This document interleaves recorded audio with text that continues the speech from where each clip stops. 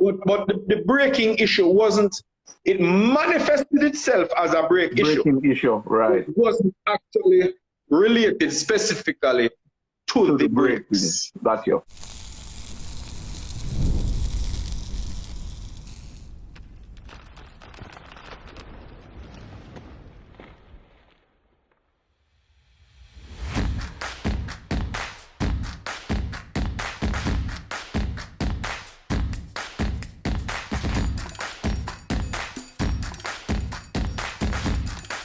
They have all the good stuff.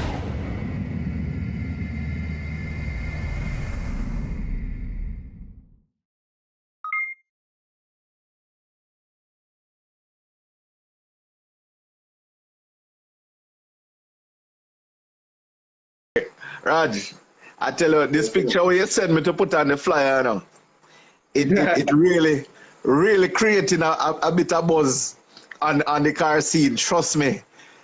Everybody Really wondering. Eh?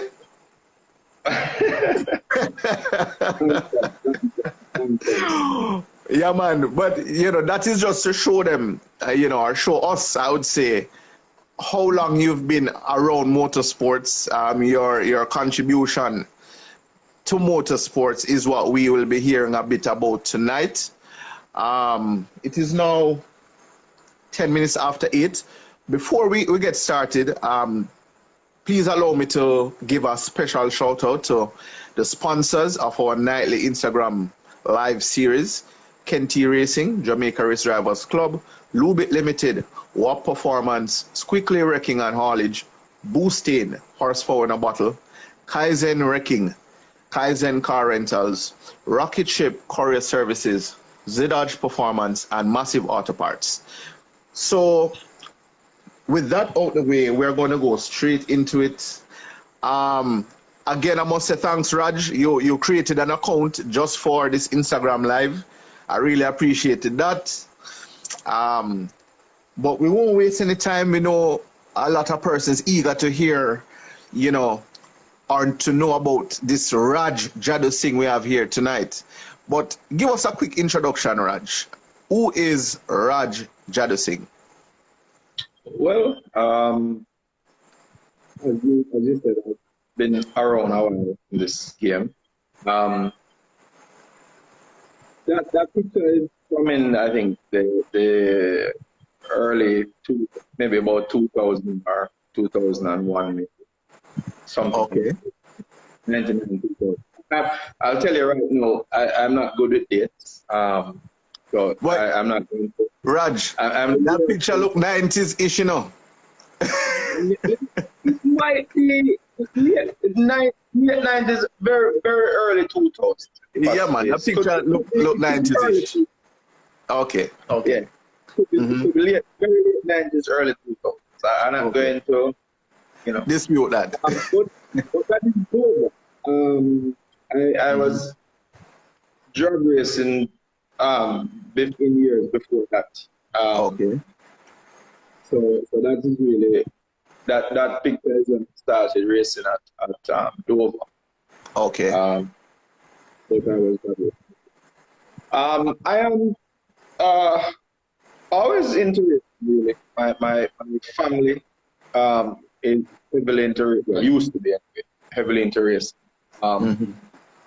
My brothers and my mother were really into bike racing, and my father and my uncles and sisters were into car racing.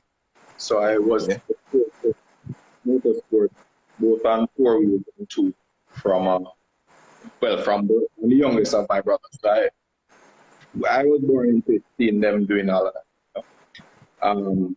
And my father and brother and uncle were involved in motorsport at various levels, and with a lot of the other people back in the old burnout field days and stuff. So the people like that around at my house and building car, Fords back in those days, Capri, Escorts, and those things. So basically, that they're talking in the early 70s. So, that's a long time. Yeah. So basically, when I was born, I've been exposed to it, so to speak. Right. and that has just continued till now. I never left it. Right. All right. I'm going to ask persons in the chat room, please, if you make any comment that is deemed disrespectful in any way, I may be forced to block you. All right. So I'm just making a disclaimer. So, all right. Yeah. Please keep it. Yeah. All right, Raj. The audio just now was a little bit off, but let us see if it will clear up. Okay. After a bit. Well, one of the challenges we may have is I live in Stony Hill, and the signal here is marginal at best. But we'll try and make the best of it. Pardon me? We'll try and make the best of it. Yeah. I don't know if I don't think it has to do with so much holding the phone. I think it's more to do with just the signal. But let me see what we can figure out. All right. So so in the 70s, give us a quick rundown from the 70s, to present. You're talking about just motorsport generally? Yeah, man, your involvement. Oh no, well, okay. Obviously, I'm not that old. In the 70s, I would have been very young, just from a spectating standpoint. So, as a child, and being as interested in it as I was the holder of everything. So, you have to hold the light, you have to hold the tool, you have to hold the nut. Yeah, and the board. Yes. Back in those days, cars came with a lot of nuts and bolts. Nowadays, cars primarily are bolts, but in those days, cars were a lot of nuts and bolts. Interesting. And inevitably, how they were designed in those days, you had to have somebody holding the nut in an inaccessible spot while somebody else was tightening the bolt. Yeah. So, as a child and willing to get dirty and don't care about if it's hot or whatever, yes. I was inevitably the one picked to do that. So, I could identify, whenever as a 5-6 year old, anything I send me for, I can find. In other words, in a 2 1, you want a 7 8. In those days, cars were more standard, not metric. Yeah. So, you want a 2 15, you want a 5 8, anything you want, I can find it. Cool. So my involvement started, as I said, basically as far back as I can remember. I have been fiddling around cars. Plus, my dad was a farmer by profession, and I grew up in very deep East rural St. Thomas, Bath side, going up in the wilderness. Where I grew up, actually, there was no light, no GPS, whatever generator. No real. Yeah. So you also had to work on a lot of farm equipment and tractors, trucks. We had a coconut and banana farm, so we had actual something people nowadays wouldn't be familiar with, but a banana boxing plant where you had to put green bananas in boxes and prepare them to be shipped to England on the banana boat. Okay. So all the machinery that dealt with that and all of that. So you had to work on those things, out in those remote areas. You don't have access to a lot of equipment or things. So you have to work on everything itself. Pumps for water, everything. I mean, it's too numerous to list, but machinery of every sort. So you have to develop a mechanical proficiency from it's survival. Right. This is what I do. Okay. Then coming up now, again, bikes were featured very heavily in my family. My brothers raced a lot of bikes, and my mother was heavily involved in motorcycle racing as well. Yeah. Circuit racing at Burnham Field, but a lot of dirt bikes. Again, because we're on the farm, dirt biking was a natural thing, and racing dirt bikes, motocross had started to get fairly popular in the late 70s. Mm-hmm. And the early 80s, I mean, we used to race all over. I mean, we had tracks on our farm. People would come from Kingston and Montego Bay and stuff and come and race at events on our farm on a track. And we would also travel to Montego Bay, Freeport and all those places. We had tracks, quite a few places down in Maypen and so on. There were tracks in various places. There are tracks down in Negril, all over really. So we used to travel around quite a bit and race bikes as well. We had the trailers, a couple of Land Rover, tow them around and all that. So. But not to interrupt really, but you know what I observe, Raj, a lot of racers were involved in motocross at some point. Yeah. I see even Uncle Peter came on the other day and was telling us about his experience in motocross. Peter was one of the people who, of course, my oldest brothers and stuff would race against. Christian and Kieran. A lot of people, Tony Mott, a lot of guys back in those days who also raced in cars. David Bell, Persistent, all of those. So, Bell, who passed recently, rest in peace. Yeah. Was in those days. Chris Sister was, a popular guy outdoors. A lot of people race motocross. It's motocross is it's very accessible.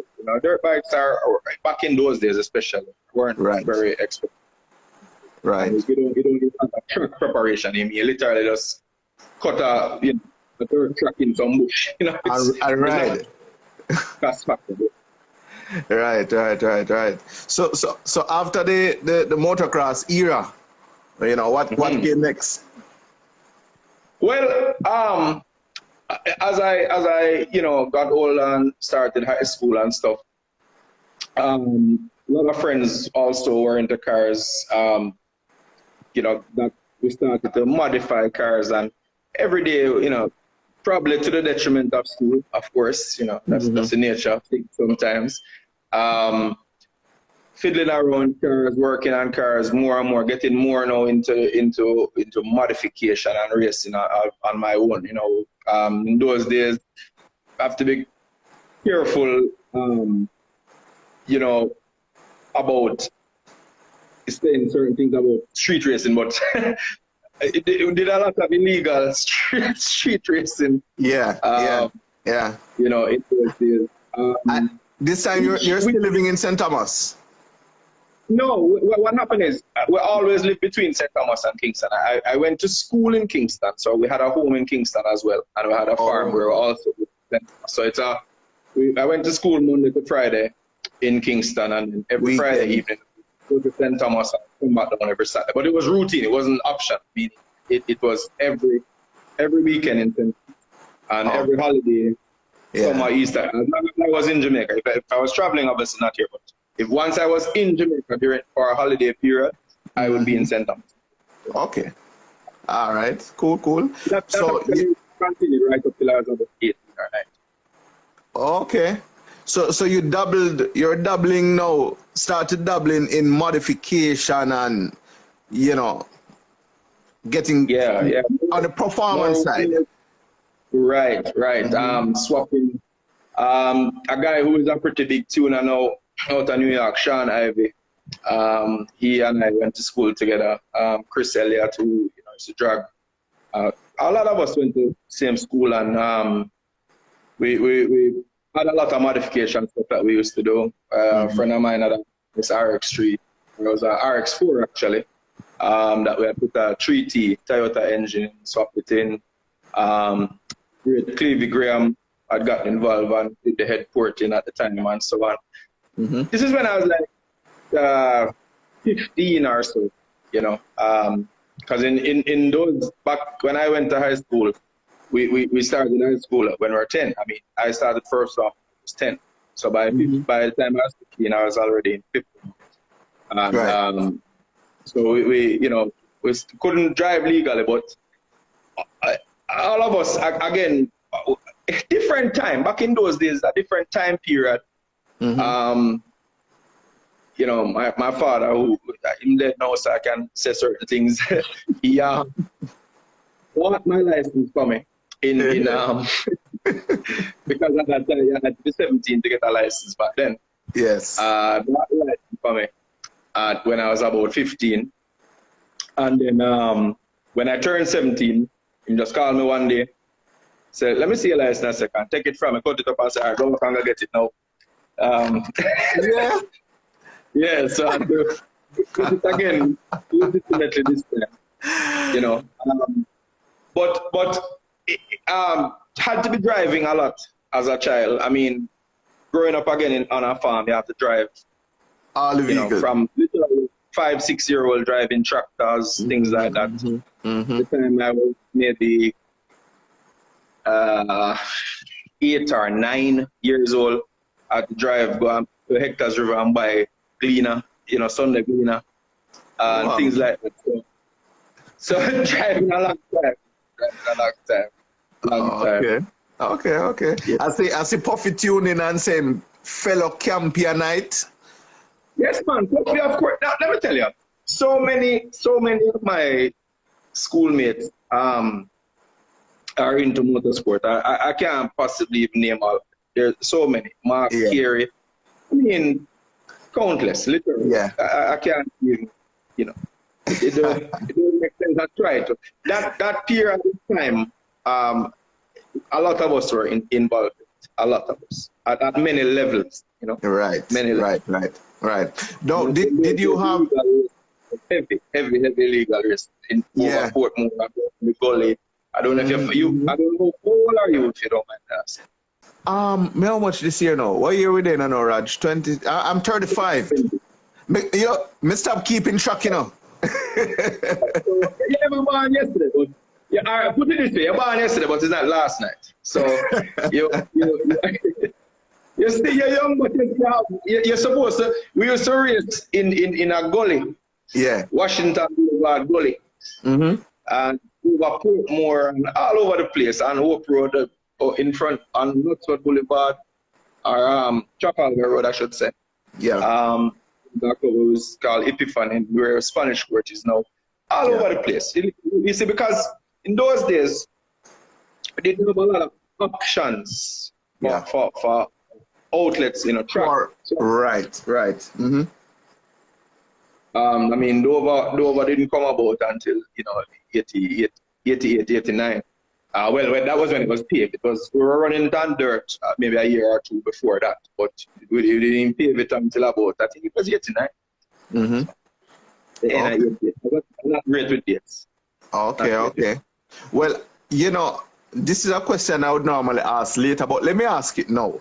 What caused you or forced you then to make the transition from, illegal or street racing, for want of a better word, to now sanction racing? What made, what was behind that? All right. So that's an interesting story. A lot of people might not know that we our first organized and legal form of drag racing. Yes. Is actually something that myself and Damian McKenzie started. Called JD. By the way, now that you mentioned Damian McKenzie, he will be on this Saturday. So big up Damian. Damian will be on our Instagram live this Saturday, so don't miss that. Oh, sure. Fellow bug. Yeah. So, yeah, man.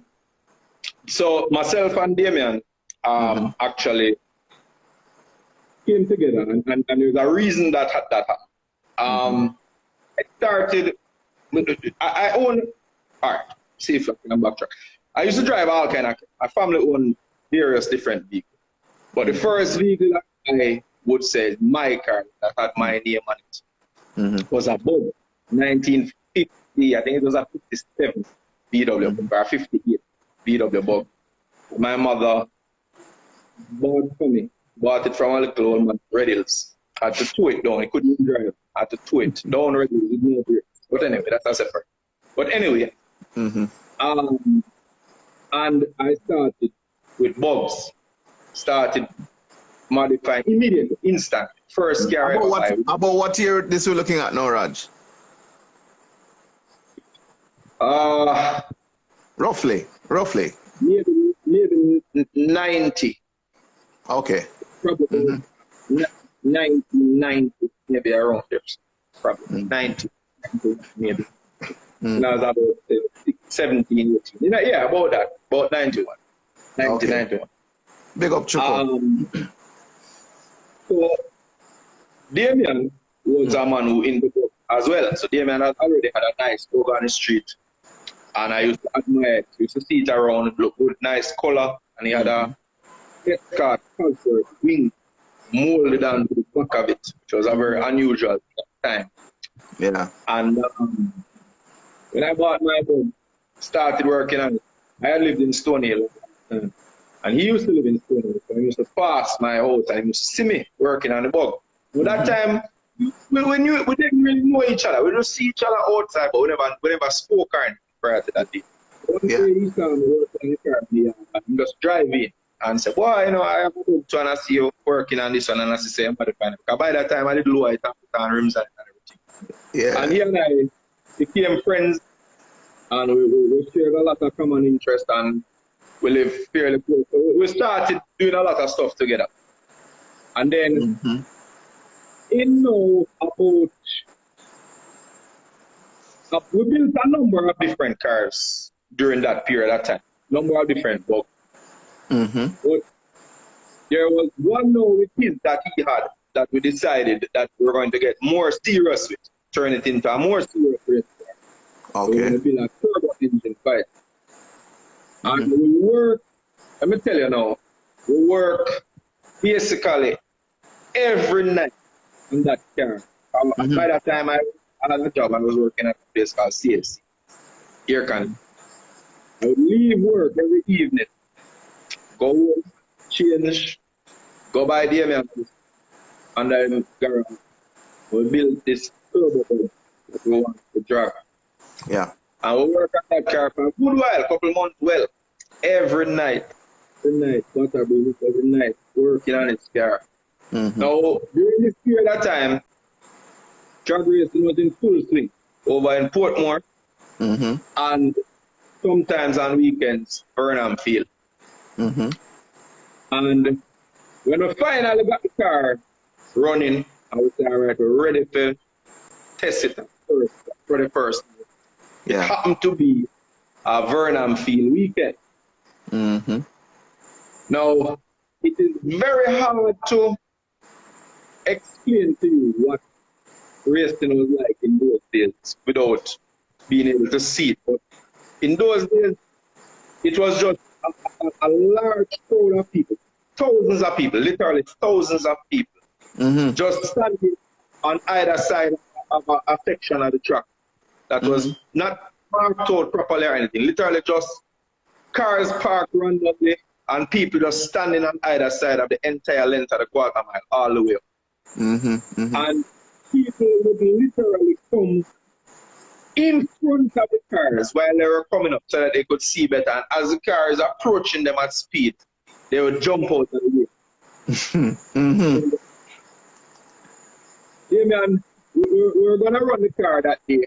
And it would, I don't even think there was anybody. We just were testing it. I don't even think we were running against anybody at the time. Just started off, going down the track. And a lady in a Honda Civic, I'll never forget, a lady in a Honda Civic decided that she was going to leave the venue and she drove out into the track.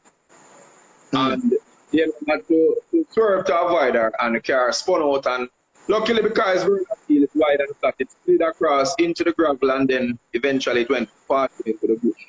Wow. Now, I knew from seeing what had happened that it was he wasn't hurt or anything like that. So I'm going to the emotions that I felt.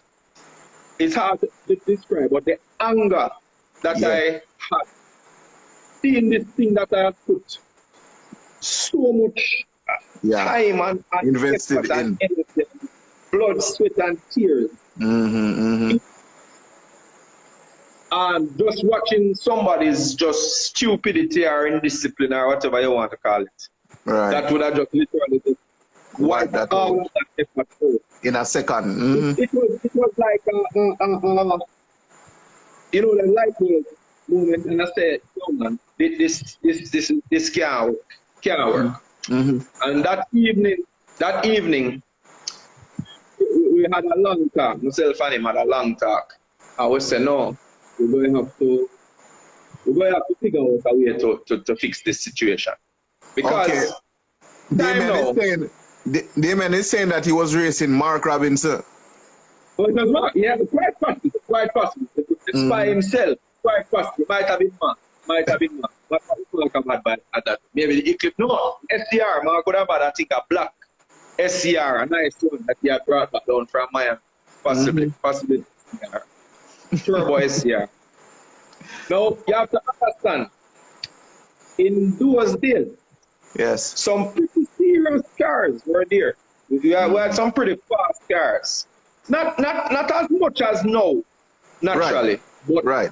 But some pretty fast cars still. And I'm talking purpose-built cars, meaning people would build purpose-built V8s that would probably run, 9s or 10s or whatever, and come to race, and in an illegal race with crowd of people. And I mean, just imagine, the situation that can happen.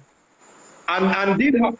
I mean, we had accidents there that resulted in fatality. Wow. People died. Wow. Yeah, man, we had incidents. As I said, there are certain things those are things that even now legally have, obviously because fatalities were there. There are things even now that probably legally have, ramifications. So, obviously I can't condemn anyone like that. But there were accidents, vehicles were damaged, people were hurt, and people died. Wow. At various times. Yeah, man, serious times. So we had to take some hard decisions, basically. Yes. We knew that it's something that we love, something that we would have to do in our lives. And so we thought to ourselves and said, listen, we're not. We come from good background, we have enough sense, we have some resources, and we can create something that will allow a outlet for this sport that we love so much, and so much people seem to want to be involved in. And so we met that evening, and in a few successive evenings after that, and we fleshed out a plan to organize ourselves and create a group that would put an organized race in Jamaica. We decided to call it the Jamaica Drag Racing Association. So hold on, stick up in there, Raj. So before the JDRA, there was no other drag racing body, organizing body. Interesting. Okay. None that was, meaning circuit racing used to take place at Burnham Field. Yes. And the circuit races would occasionally drag. Right. There. But in terms of an organization that was designed around putting on and promoting drag meets and having organized drag racing in a legal structured manner, right. That JDRA is the first. That's correct. That is the original motorsport body in Jamaica for drag racing. And you and Damian McKenzie were some of the main players behind that. Well, it's myself and his idea. It came about, as I said, that evening with this. We said we have to do this. Interesting. I didn't know that until now. Right. So interesting. We then, and that now, that sounds simple, but was not simple. We luckily, both of us were fairly well-known people at the time because we're involved in motorsport. We were heavily involved in rallying in terms of marketing and all of that. So we knew a lot of the people who were competing at the time in circuit and rally and so on knew us quite well. We were involved in it. As I said, by this time we were heavily involved. You understand? Right. So we spoke to a number of people, and we got some on board. We got some resistance to, of course, and some found favor. We Right. found a group of people. Earl Wright, who died in an accident, unfortunately. Good friend of mine. Bryn Morgan, yes, Bryn Morgan. A lot of people. I'm not gonna remember everybody. Damien's wife, Susan McKenzie. Mm-hmm. A guy named Mikey Walker, it's a race bug. I'd have to think back. Damien have a much better memory than me. I'm sure he can remember some of the original people on the board. But we basically formed this club at my yard. Okay. At that time I was living in Hope Pastures, Keble Crescent. Yeah.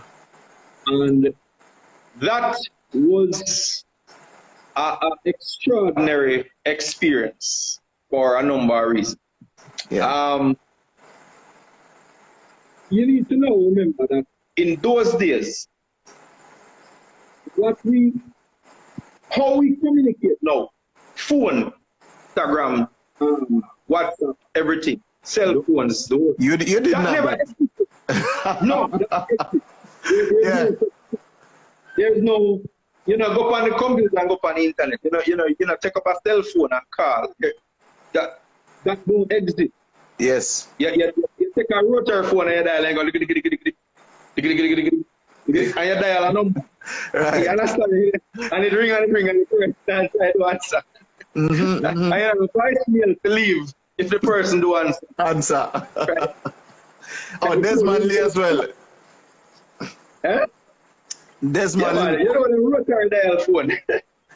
No, Puffy is reminding you and Damien that Desmond Lee was also Desmond Lee. Why? Yes, Desmond Lee. Desmond Lee was also one of the board members. Also who died David actually, it's really a sound make me feel old. David Whittaker, right? Junior Buzzer, a lot of people. A lot of people. Again, I hope nobody don't kill me for not calling it. Because truthfully, I'm not going to remember it. Right. And I'm very close. So we decided now that we're going to have a meeting. This is where now it gets, we decided we're going to have a meeting. And we called a few people that we knew that were involved in racing. Victor Brown, Clevie Graham, the Moody's. Quite a lot of people. Call a whole heap of people. Yeah. Some people say, all right, then we come. Some people tell me, say, I don't know if I'm allowed to put the Okay. I understand. Yeah. But we say, all right, we might get 20 or 30 people turn up, That's what we expected. Well, let me tell you this now. I don't know if you know Hope Pastures, but I live on a road. I used to live on a road named Keble Crescent, which is near to the park in Hope Pastures. And we were, I don't remember the time, but it was in the evening when it started to get dark. Yeah. And let me tell you, if I tell you say more than 1,000 people come, or so, it could have been more. It could have been more.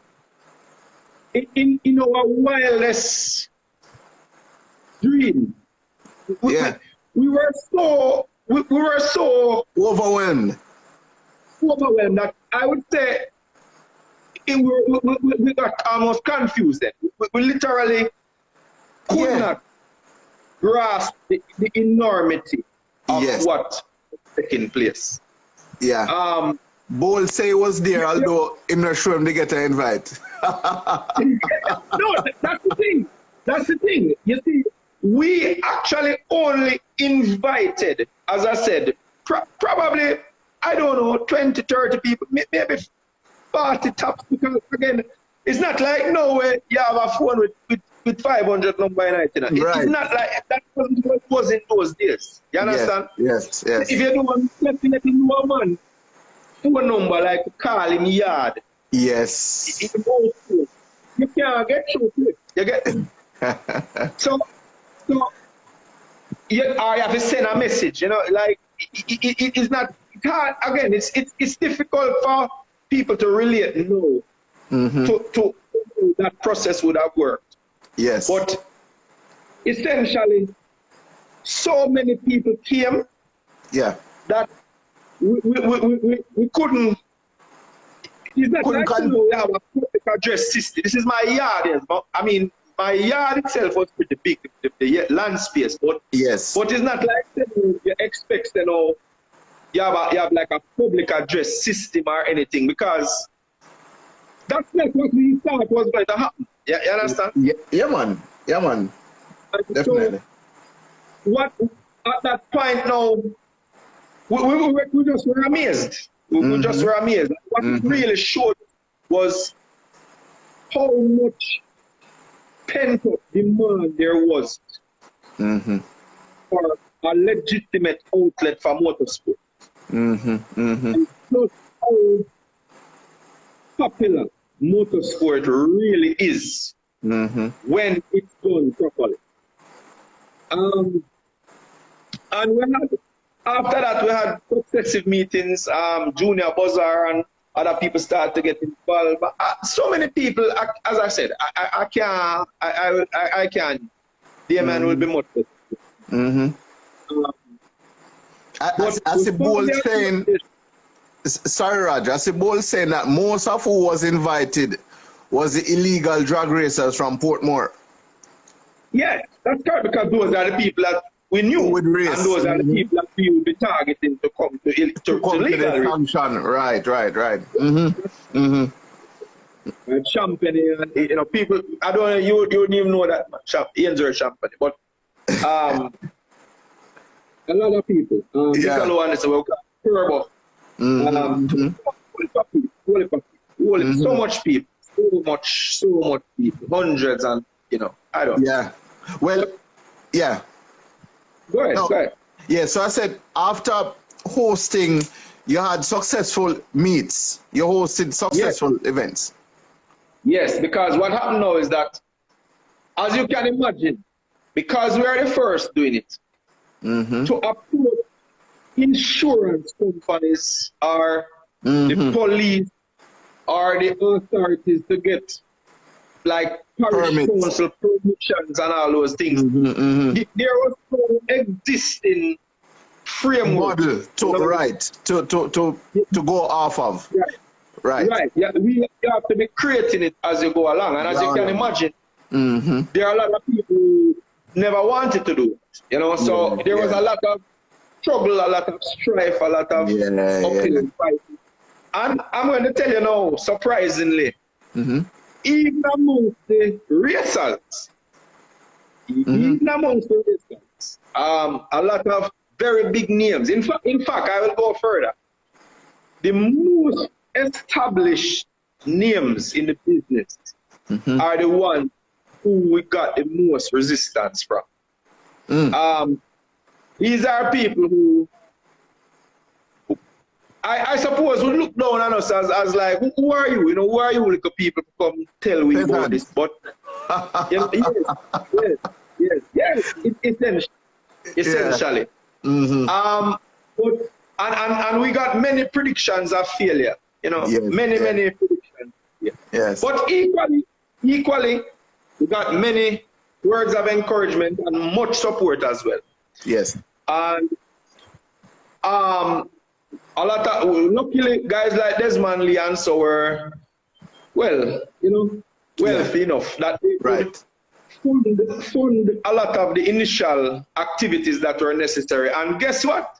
The membership itself, all of these strangers now, so to speak, who just came together, all started to contribute money. Now, I want you to think about this for a second. This is these are people just giving you money. In your backyard and a breadfruit tree.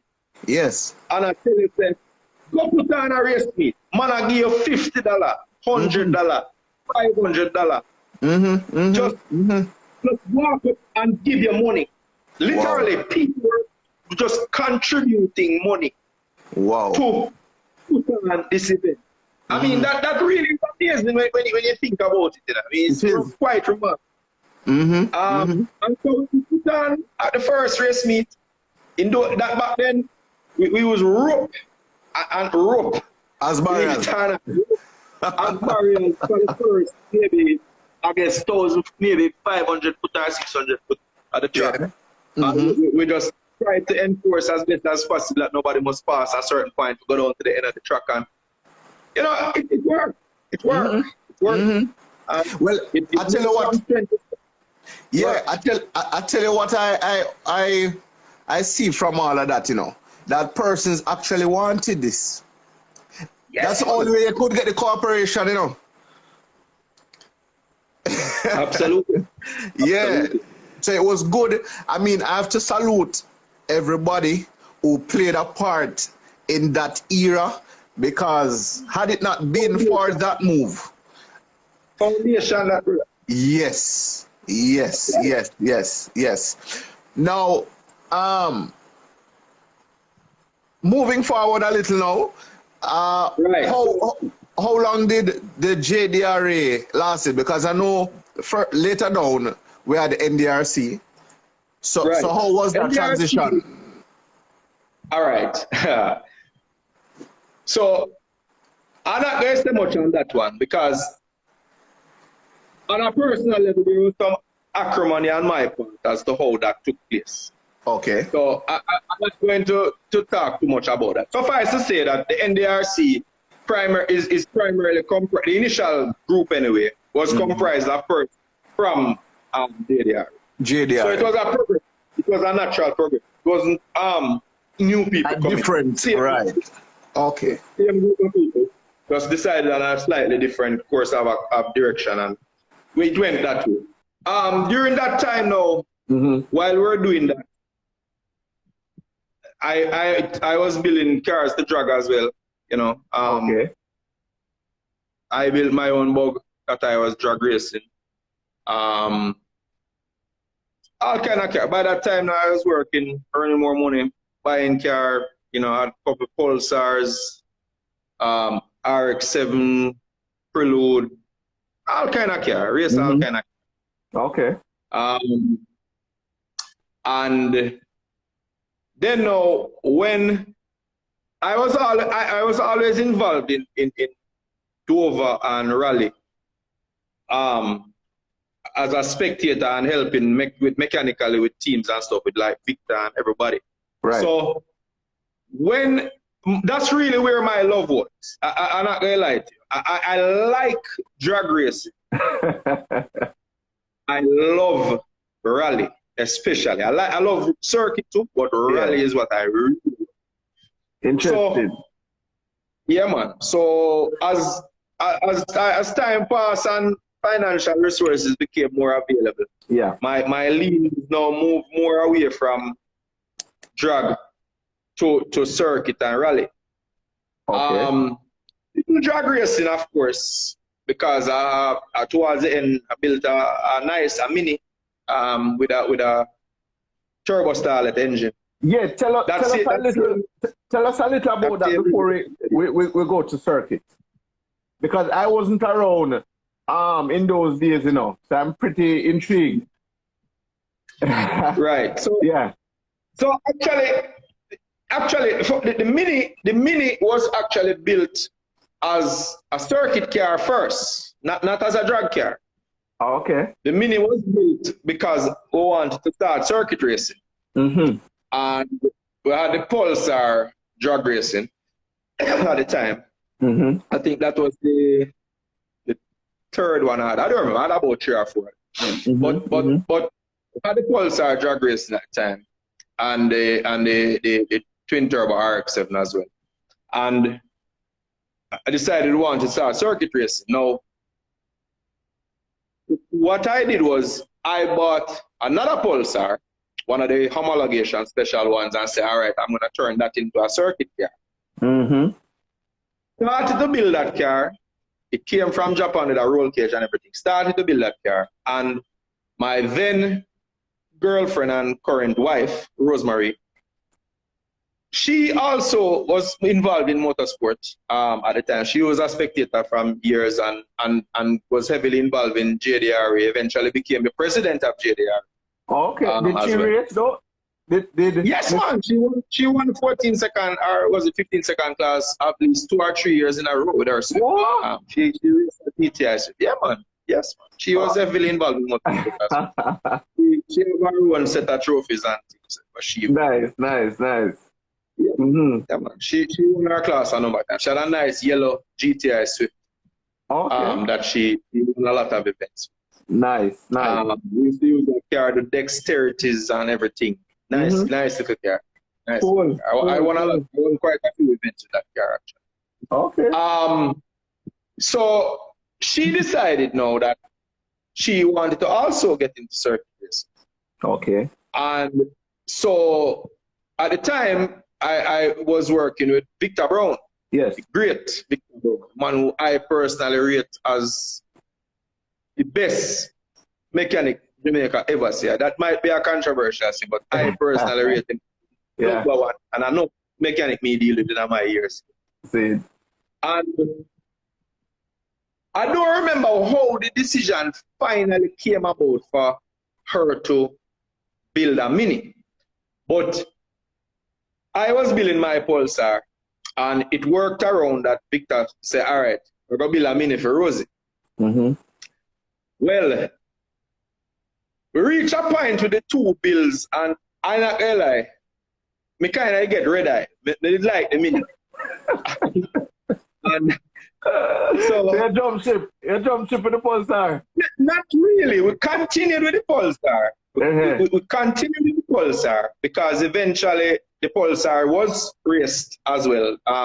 Rowan Clark, call him Indian or Johnny, raced that car. I won many times in IP45 and so at Dover. And I rallied it a few times, tarmac rallies and stuff. But we did eventually build it.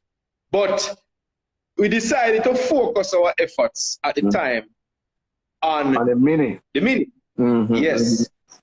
And we built the Mini and we campaigned it. We actually dragged it with the Mini engine.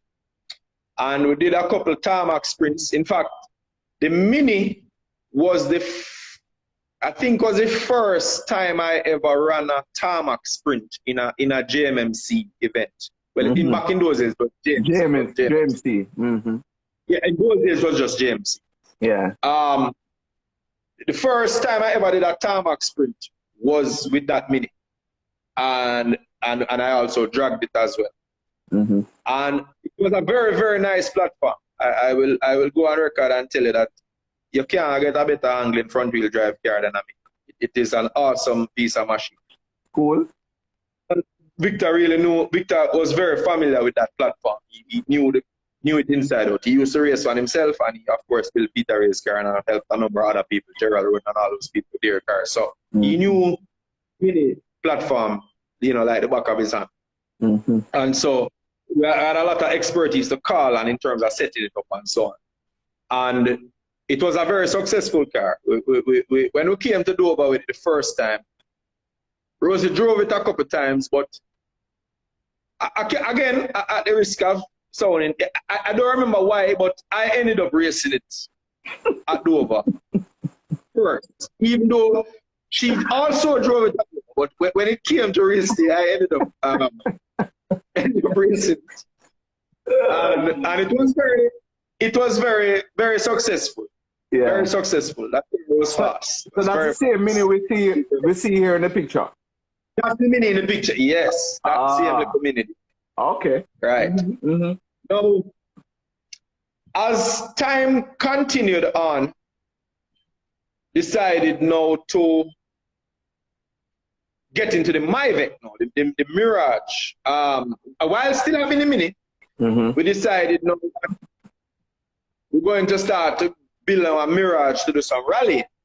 And we also, by that time, a number of those Mirages had come to Jamaica because there was a series in Japan called the Myvec Cup. And a lot of them came to Jamaica. Quite a few, I think probably 12 or 14 of them are maybe more. Wow. And a lot of people had them. Gary Gregg, John Ralston, Grizzly, Matthew Gore, David Somerville, a whole heap of people had them. And raced them at over, you know, to varying extent. They tried to run it as a spec series at first, but you know, us being Jamaicans, everybody started fiddling with the cars and making changes, and eventually it just morphed into them just being incorporated into the regular FD classes and so on. And it looked like a nice platform to me. It was a very good handling car, slow in a straight line, but very good handling in the corners. Yeah, so I bought one of those as well. Bought one from a guy named Chris Tomlinson. We call him Crutches. Anyway, let's leave it at that. But bought it from Chris Tomlinson. And when I did that now, and I started I'm going to more campaign this car for circuit and rally, we decided to turn the Mini now into a full drag car. That's how the Turbo Star component came into the equation. Because by that time now, because I was getting more and more into the driving and being very successful at driving. Right. Meaning I used to do a lot of events, sprints and dexterities, and so people would give me their cars to drive. So I ended up driving a lot of cars for people in events and won a lot. So a friend of ours that had a Turbo Starlet, he loved racing and thing, but he himself wasn't, you know, he could drive, but he wasn't interested in competitive driving. And so he had given us the car, himself and Victor, to set up and race. So I used to drive that Starlet, and again, successful drag, you know, circuit, rally, sprints and stuff. And so we decided that that platform is nice. It worked very well. We got some good results out of that with the 4E engine in the Starlet. And then we said, all right, we could try one of these engines in the Mini. And boy, that was a much in heaven, because I tell you, that just is just right for it. Yes, man. I mean, whole heap of chopping and cutting and, you know, the car was so like that, you know, I can't even get into how light that car was, and some ridiculous things with it, taking off the brakes off of the back wheel, because when you brake, the back wheel would lift up in the air. The car would run on the 2 front wheel like a bike. And so, yeah, so we ended up having to take off the brakes off of the back of the car because it don't make sense having brake on it and the wheel on the ground. Yeah. And so that car became a drag car, and the Myvec became the focus for circuits and rally. Yeah. And so that's how we kind of transition now into those types, more modern types of cars, more Japanese cars, you know, getting more into that side of things. And that kind of where that transition. And after that, with the advent of NDRC and the when JDRA had closed, I kind of focused all of my attention now on rally and sprint and so JMMC events. Right. And got involved now at the championship level. I started to compete now in all the events to actually compete in the overall JMMC championship. At the same time doing circuit racing as well. There was even a period in time when you could earn points if you circuit raced in certain classes towards the JMMC championship. So there, as motorsport changed through the years, there's various permutations. Right. So that was the end of the career. How was the career for the Mini? Like any significant achievements? In terms of drag racing with the Mini? Well, we drag it a number of times. Eventually, we drag it. By that time now, right at the very end, Jam West had started to. Jam West had been built, the track. Yeah. And had started to put on events. And I think we had done. I think we did two. I think we might have done 2 Jam West events with the Mini, if memory. I'm not going straight, but I think it was 2. I don't think we did. I think it might have been 2 events we did with the Mini before I stopped racing the Mini. I think it was 2. I think it was 2 events we did at Jams. Right. With him. With the best We're time. talking drag racing events. Yeah, man. Drag racing. And the best time for it would be? I think the best time I did with that car was 11-1. I think so. Mm-hmm. Low 11. I think 11-1 was the best time. I think it was 11. I saw Puffy earlier saying 11-3, so I figure more or less. Could be 11. Could be. Yeah, Puffy said it ran 11-3 at Burnham. At Vernon? I'm almost sure the best time it ran was at Jamwest. So, I tell you, it could be. I recall it running a better time at Jamwest than at Burnham. But interesting. I wouldn't. Again, Puffy probably wouldn't. All right, Nigel is asking, what was the best time the Mini did at Dover? Best lap time.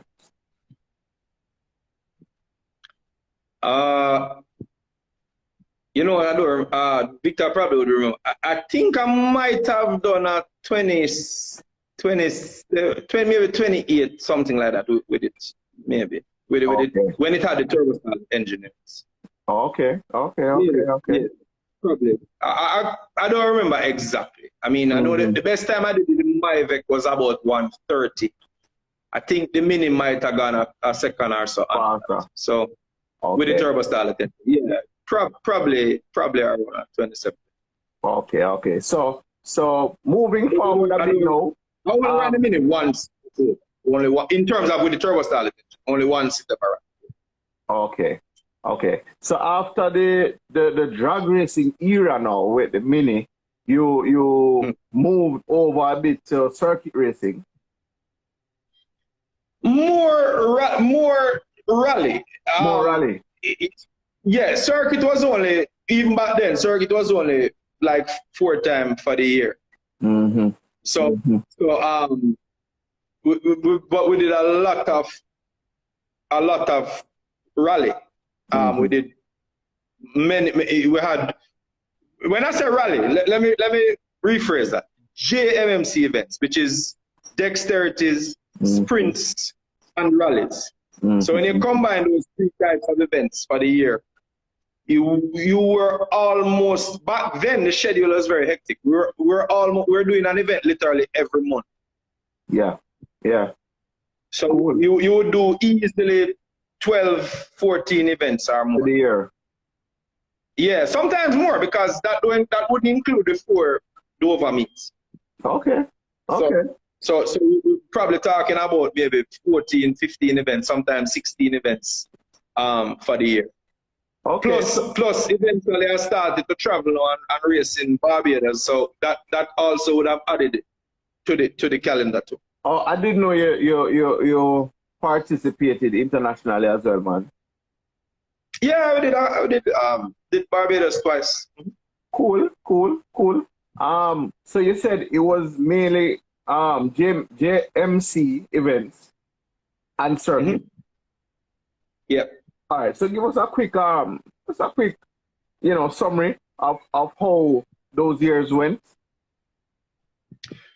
Great. That was by far the most successful period.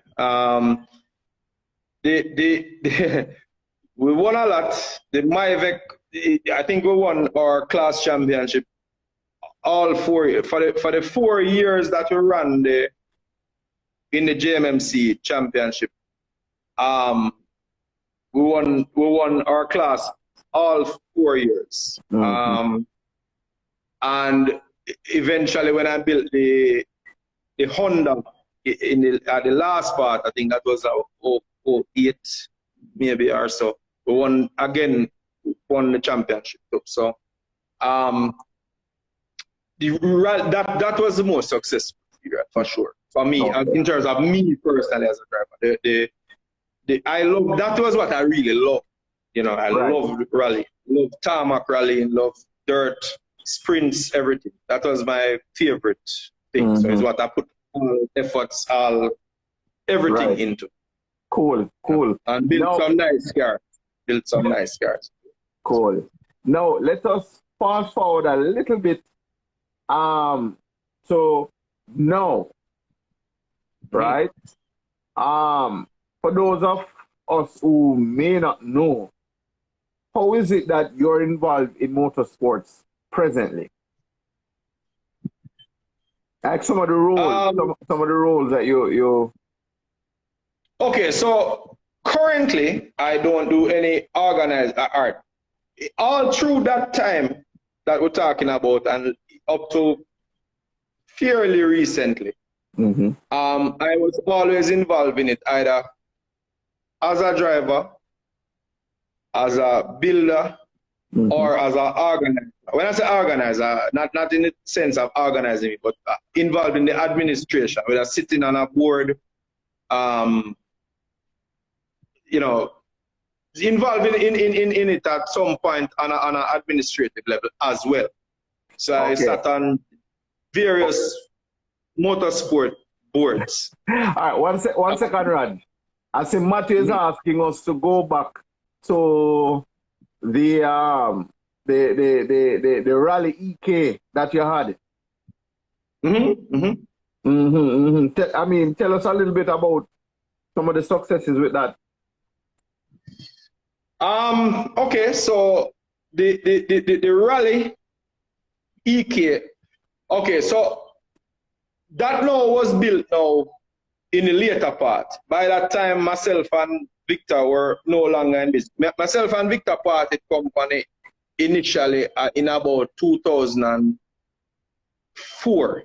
When I had just started to get into the MyVec field. So the whole period now of JMMC events where we did all of those rallies, sprints, dexterities, and Dover and so on. Yeah. Were myself and a group of guys now that we call Team Express. That is Mark Carey, Dion Gardner, and eventually it included Julian Garden, Rowan Clark, and a couple other people, Andy Williams, a bunch of guys. A lot of us came together. And we formed a group called Team Express Racing. Yes. And again, as I said, we were pretty successful. Mark did pretty well with circuit and stuff, and we focused on Dion, very good with dexterities. You know, so we did pretty well. We did pretty well here, and I won a lot of rallies. Yeah, man, as a team, we did really good. We were, back in those days, very competitive. You see, nowadays, our rally, you see all four car in an event and 6 car in an event and so. Not like that back in the day. Back in those days, all 30, 35 car. You go to Burnham Field for a sprint, you see all 30 odd car enter. All more too sometimes, and more entrance, because in sprint you can share a car. You'll have sprint with all 40 people enter in a sprint. And then later. So let me ask you this, though, Raj. Let me ask you this. What do you think led to that fall off in participants today?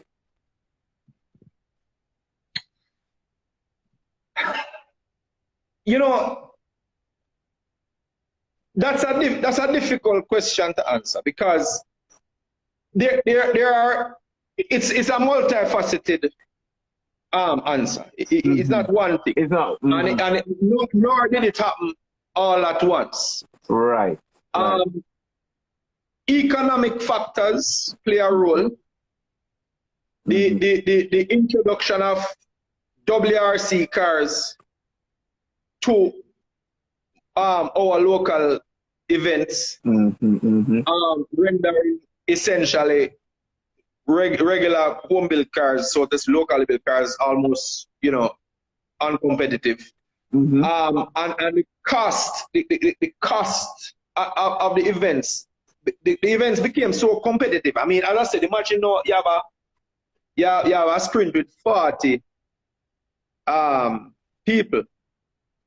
As you can imagine how competitive that is. And we're talking serious people at the time. I mean, when I was running a sprint, I'm racing against Ishmael and Gordon, the Dean Carrodus, Gary Gregg, you know, all of these people. I mean, some serious racing, you know. I mean, in those days, Jeffrey Panton, Richie Rary, Junior Barnes, the whole of them. I mean, serious racing. Doug Gore, a lot of people, you know, real competitive. Leslie Martin, people who are pretty serious racers. Yeah. And the level of competitiveness at that time was so great that basically you have the level of spending that you had to be doing was serious. I mean, I was winning a lot, and I can tell you that new tire, I mean, you have to spend some serious money in that period of time. I mean, I bought a used set of Proflex, for example, suspension.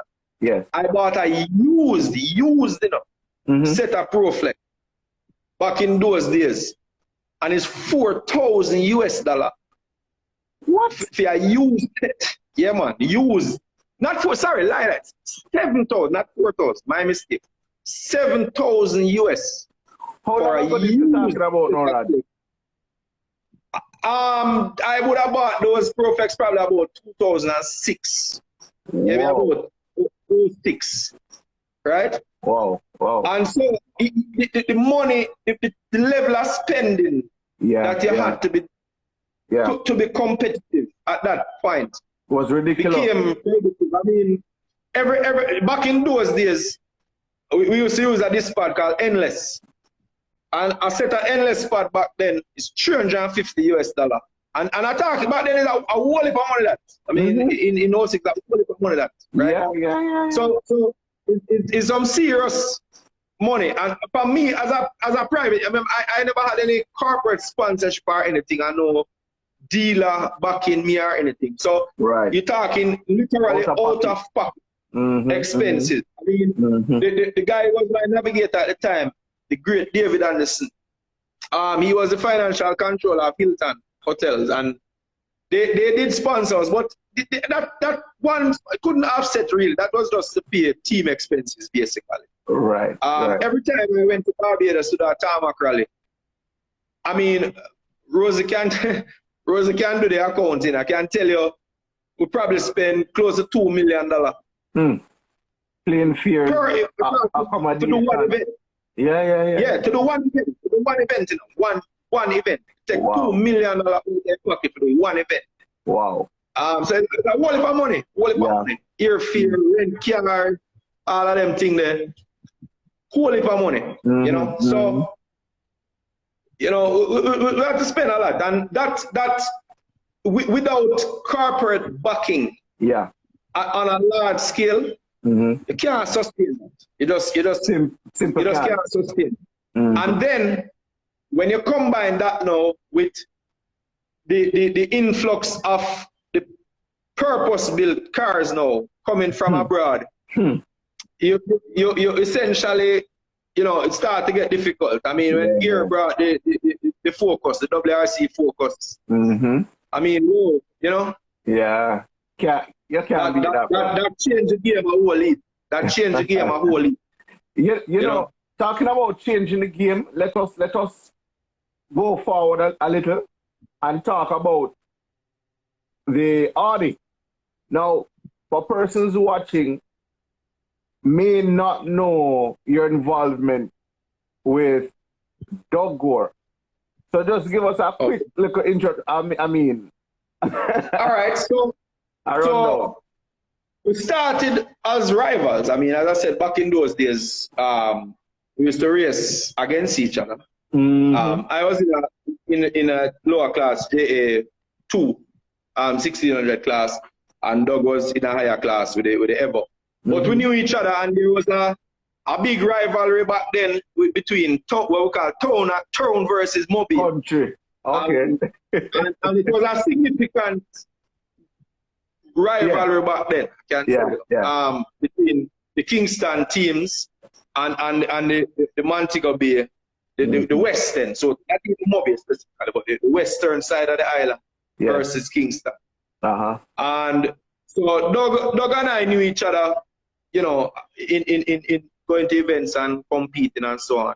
And then now I had, trying to remember how exactly that had come about. I don't remember. I think something may have transpired. I don't remember now, but I don't know if it was Natasha car. Oh, I think I had built a Honda Civic for Natasha, Natasha Chang.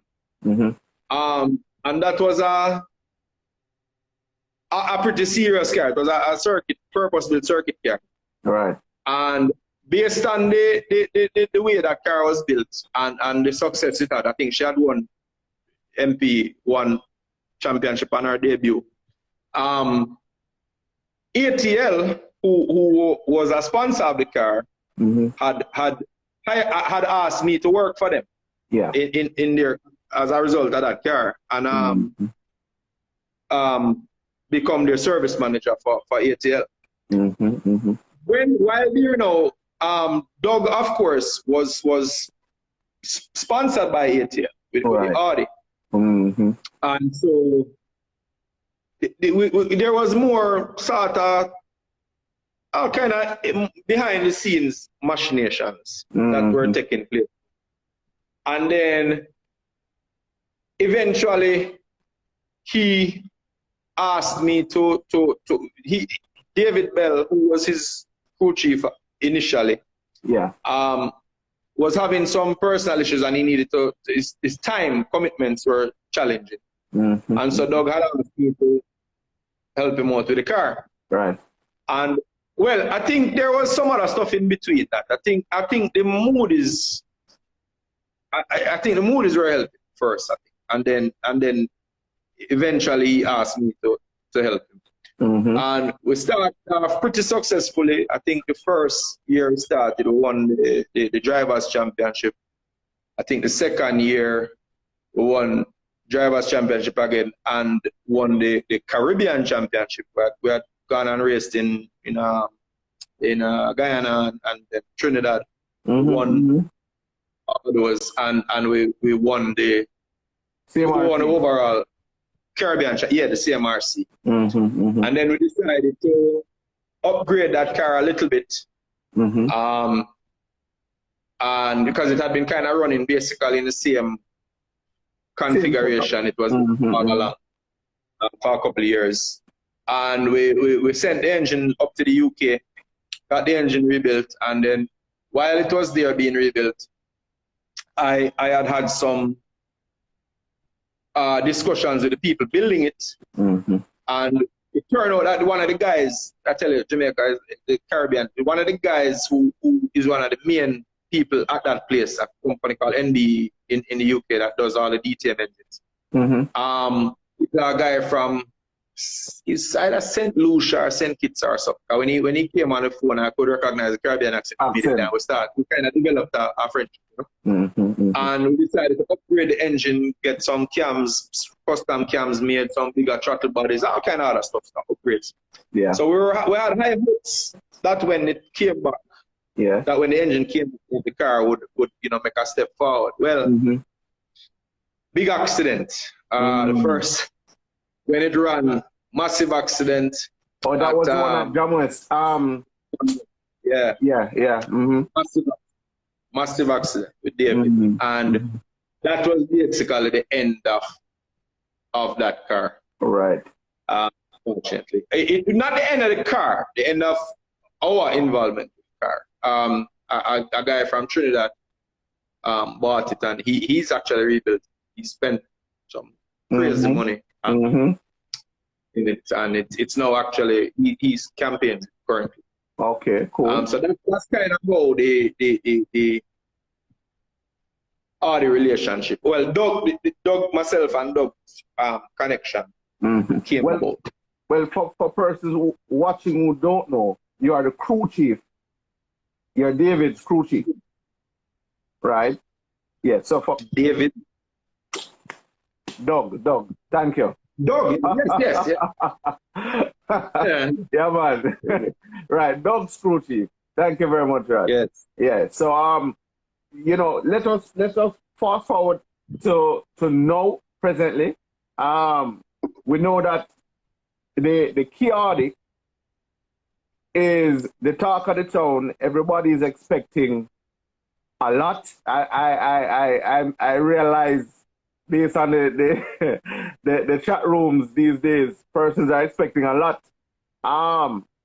Just give us a little insight, not much, because we know you can't really go into certain stuff, but it's a little update on how that it's coming on. 1 second. I have 7 dogs, and one of them is giving me a hard time right now. In one piece of the interview, man. Yes, I tell you. Yeah. Yeah. Mm-hmm. Yeah. Sorry. Go ahead. I'm sorry. I lost. Go ahead. Sorry. Repeat Yeah. that. So I was just saying for the fans out there. I mean, we know that you guys were out testing recently. Yes. And so were you pleased with what you saw? We look ready. Yes.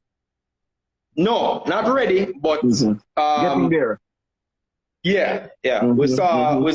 I was very pleased. I was very pleased. Well, because we are almost on the cutoff time, so I'm going to get out of the way and allow a few persons to ask you some questions. But before we do that, I just want to say thanks to our sponsors for making our Instagram Live possible.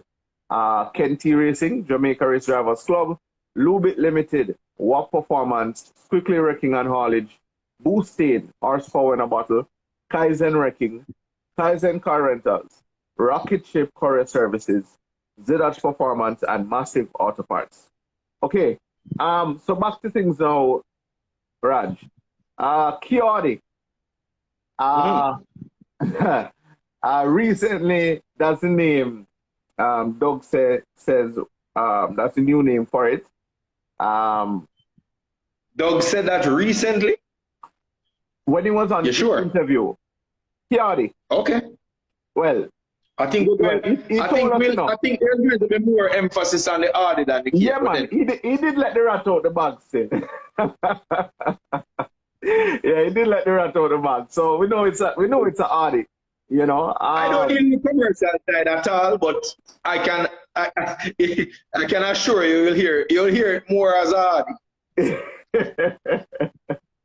Yeah, man. So we know that before you sent it back, you guys were experiencing a little bit of, teething pain, breaking. No, not a little bit, holy. No. Holy. Well, I know the fans, the diehard Doug Gore fans would want to know if this time around, if we can see a little bit more consistency, a little bit more, yeah. So let's without at the risk of rehashing a number of things. So yes. Here's the thing with that car. Mm-hmm. That car is first of all a ground up build. It is not something that was pre-existing, so it was built from scratch. Okay. Any build of that nature will obviously have its issues, which will have to be worked out. Mm-hmm. But what I will tell you is that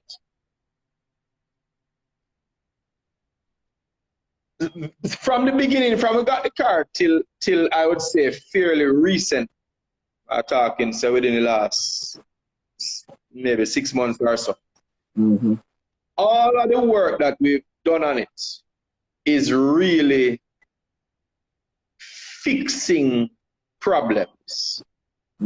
Now, there is a difference between fixing problems and developing a car to be fast.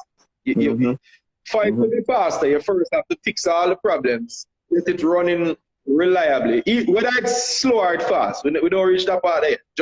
Just getting it running at a reliable and consistent level Right.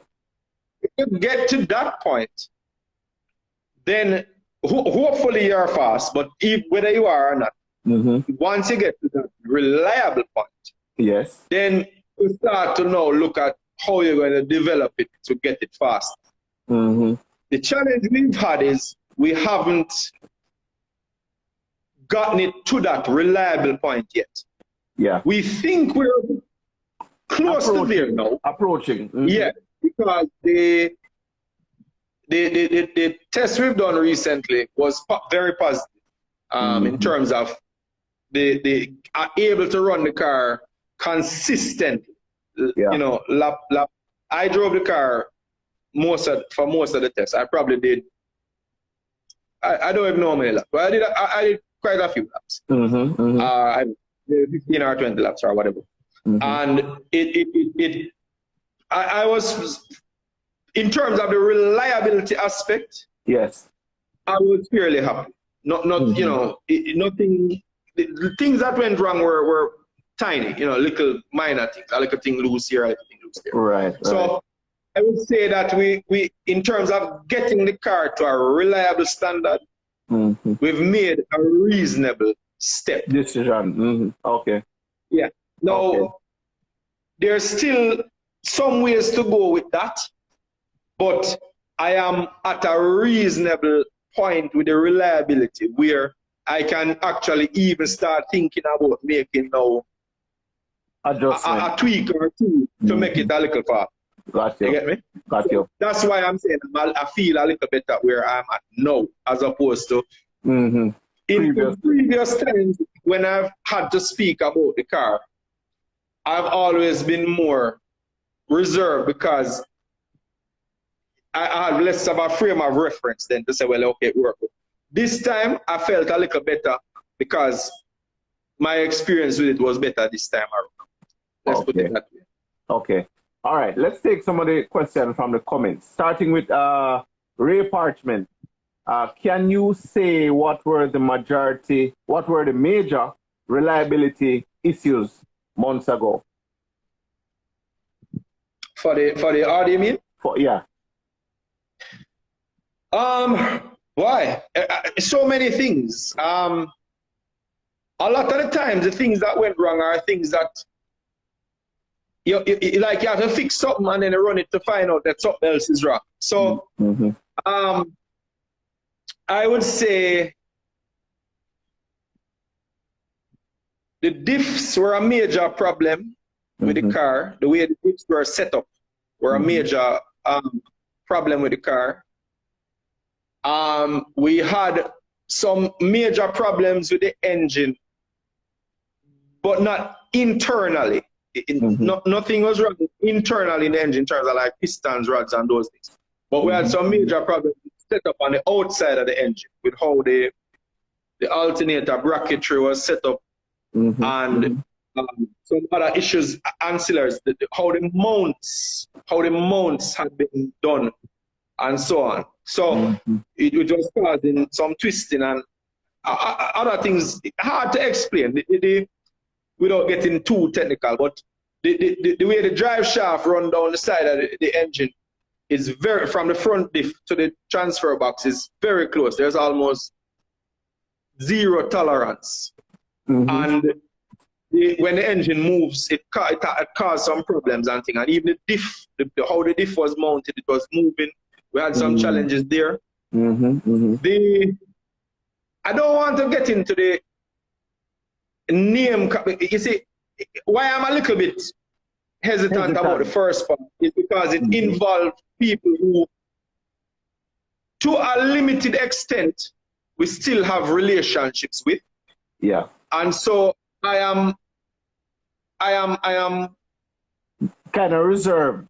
Experienced somewhat in what I can say.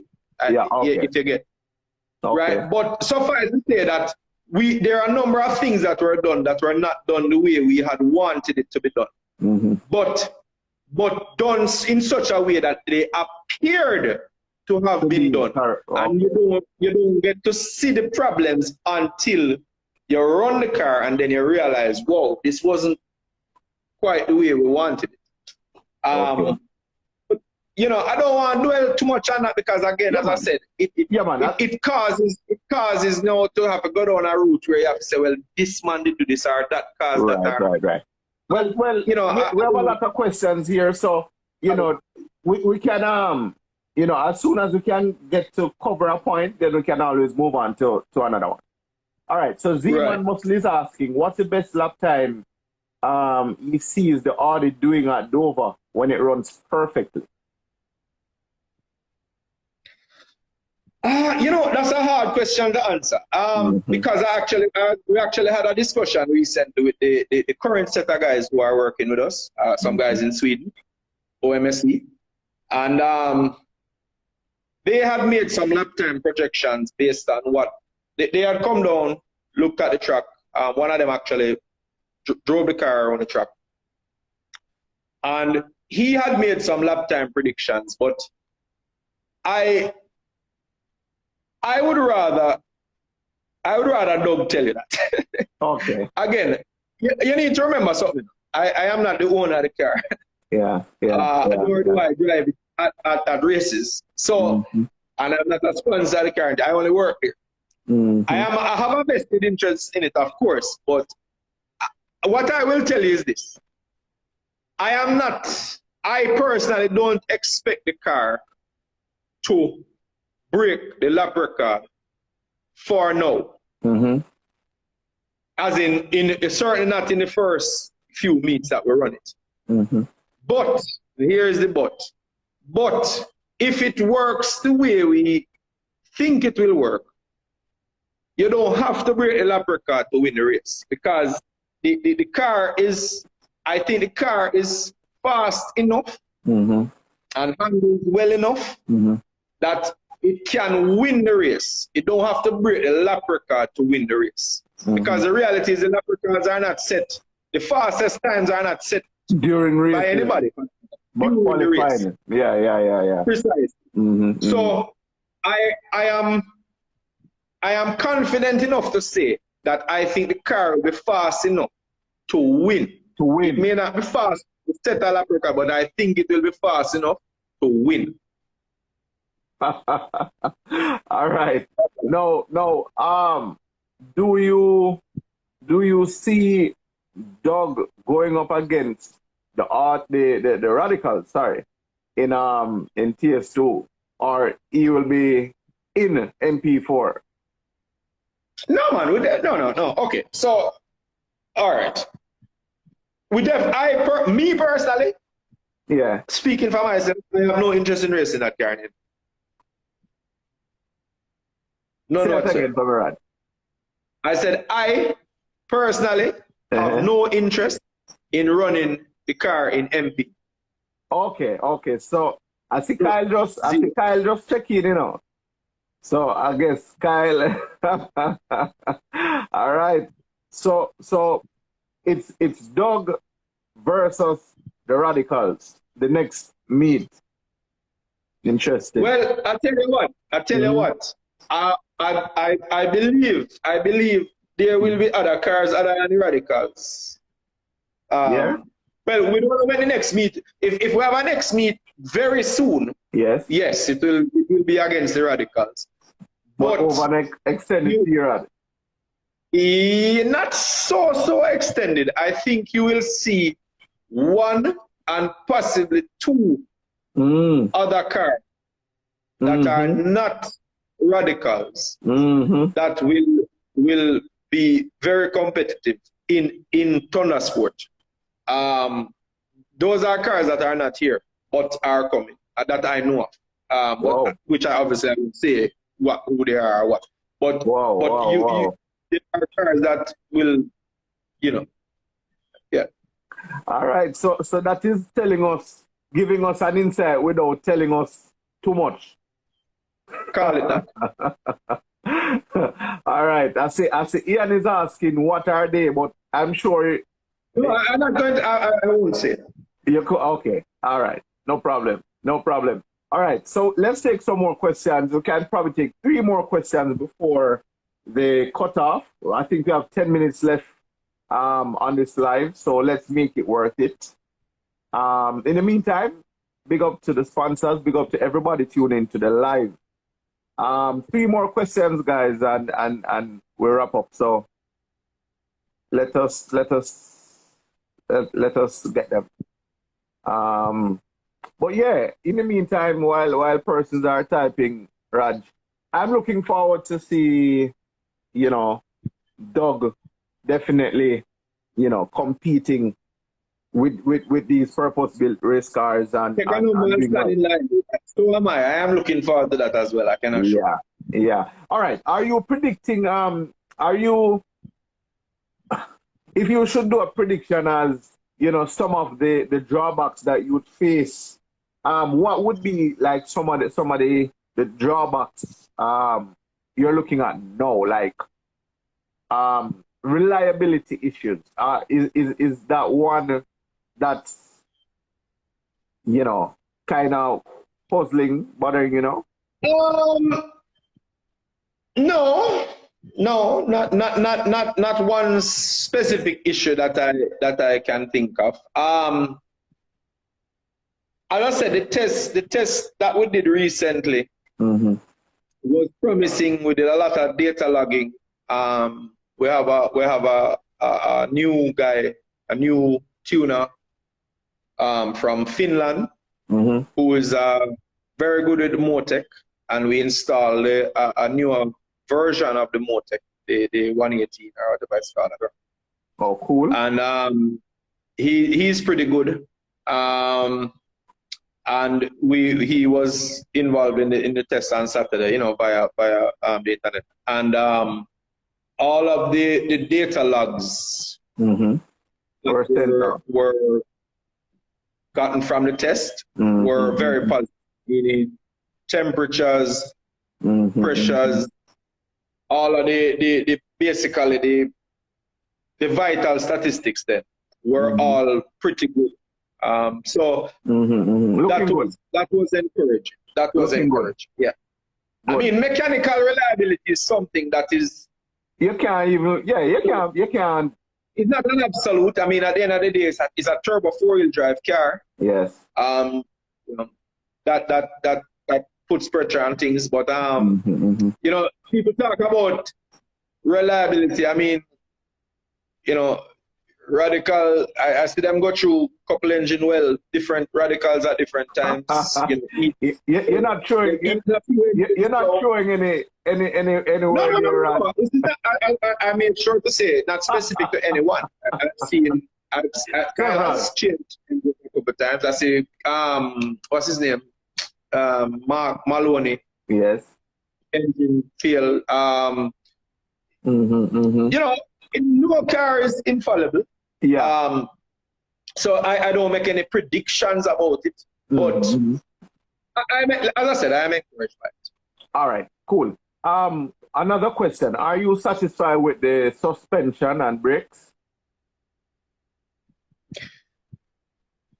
Close. I'm satisfied with the suspension. Definitely satisfied with the suspension. To be fair, the suspension was a problem before.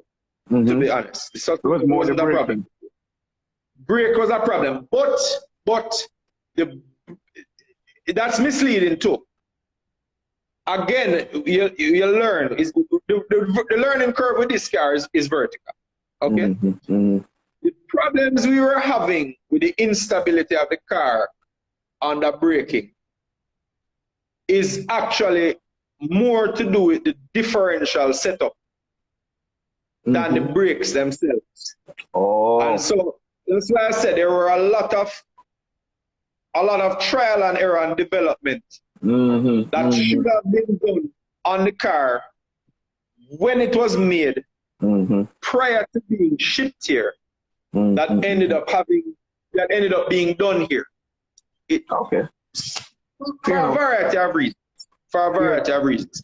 But the braking issue wasn't. It manifested itself as a brake issue. Right. It wasn't actually related specifically to the brakes. Got you. Yeah. Why the decision to build that car and not buy a Radical? Devin the Jeep kid is asking. Okay, so when the Audi was destroyed and Doug took a little break and took a breather and said, all right, he's going to get a new car. He didn't want the Radical, to be honest. He's not a fan of the Radical. Okay. Not from a performance point of view. I think he like myself too, but I think he likes cars that look like have a production car that looks like a car. Yeah. So he wanted a car that was production based. So that's kind of why we didn't go the Radical route. As to why this car was specifically done, again, that's many reasons. A very complex set of events took place because this car wasn't the car that I had wanted. Yeah? This wasn't the car I wanted. Interesting. No, I had wanted a different car. You mind telling us what the car is, or you'll reserve that?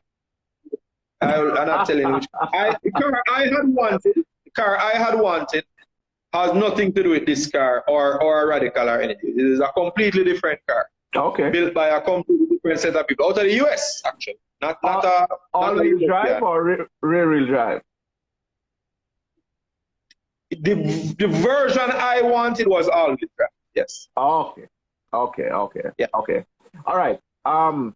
Ian is asking, if given another opportunity to either build or buy a proven car, which route would you choose? So I am not the one spending the money. I am the one who likes the technical challenge. So I would always choose to build a car. If I was spending the money, if it was my money spending, I can't say. I might buy or I might build. I don't. But in terms of me, our rules are unique. They're not like any other rule in the world. There's no car that you can buy that is perfectly optimized to our rules because our rules don't really exist like that.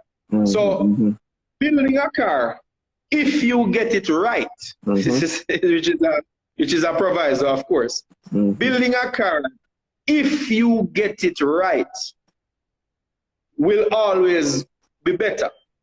But the window for getting it right, when you're competing against companies that have spent multiples of millions of dollars in developing a car and building them over a period of time and changing things and developing it and prototyping it, and then you go and build one car from scratch, your window of opportunity to be successful is narrow, but it does exist. It's just a matter of whether you can fit yourself in that window. Got you. All right, we're almost on the cutoff, and I'd want you to get in your last a shout out to anybody you choose before we get the countdown. And then if anything, we can always go back to a question or two.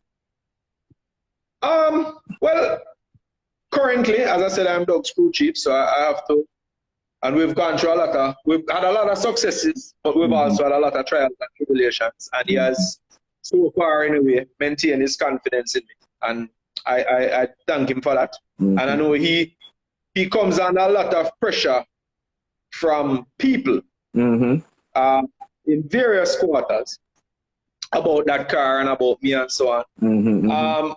So I am, big up to him for having the confidence to stick with me so far. I mean, it's not a financial thing, obviously, because it's not like we're making money from this thing. But, for me, it's a challenge, and for him, he wants to win.